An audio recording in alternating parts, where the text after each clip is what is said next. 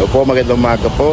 Kuya Rosariano po, ang inyong Pangkikidad National Advisor. Nagpapasalamat po tayo sa Station 4 ng Las Piñas Police.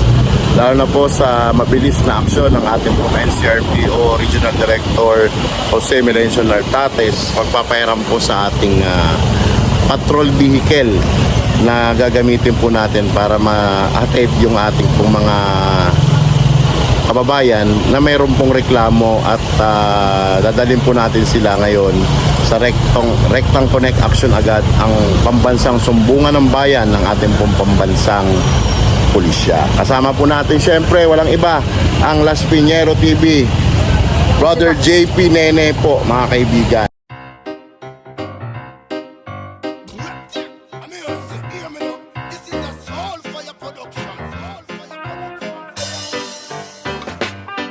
Si Maru Soriano Hamis ating masusumbungan. Si Maru Soriano Hamis ating masasandalan. Si Maru Soriano Hamis na may pusong palaban, taong nakahandang tumulong sa kahit na sino man. Si Maru Soriano Hamis ating masusumbungan. Si Maru Soriano Hamis ating masasandalan. Si Maru Soriano Hamis na may pusong palaban, taong nakahandang tumulong sa kahit na sino man. Isang taong matalino.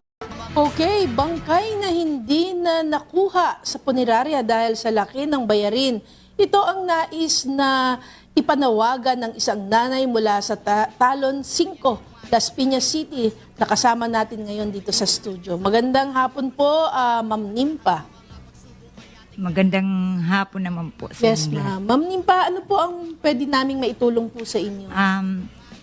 Humihingi po ako sa inyo ng tulong na sana ma-pull out na yung anak ko, makuha na doon. Ang problema po is malaki po ang babayaran. Kasi po, ang sabi po sa akin, ma'am, hindi po pwede hulugan, kailangan po mabayaran nyo po ng buo. Sabi ko naman po, ganun po ba? Yung gusto ko, kaya nga sana nananawagan ako na meron po sa akin tumulong, makuha mo lang ang anak ko. Kasi magdadalawang buwan na po.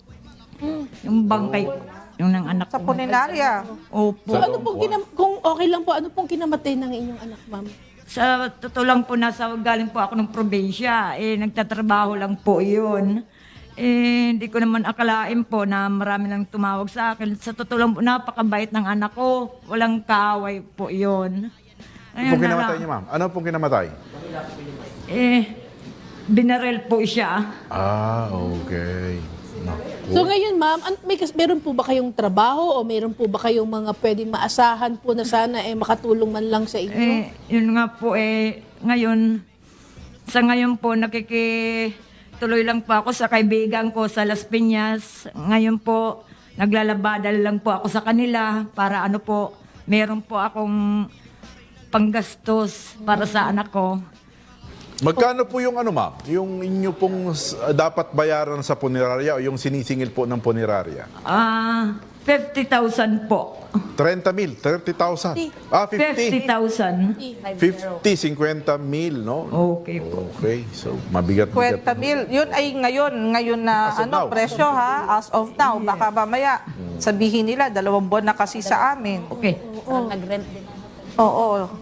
50,000 na po ngayon. Pag ganyan ba, attorney, meron ba tayong mga pwedeng panghawakan na ordinansa o batas na pwede ba yung ganon na kung wala kang pambayad? Yung pag-hostage sa mga bangkay.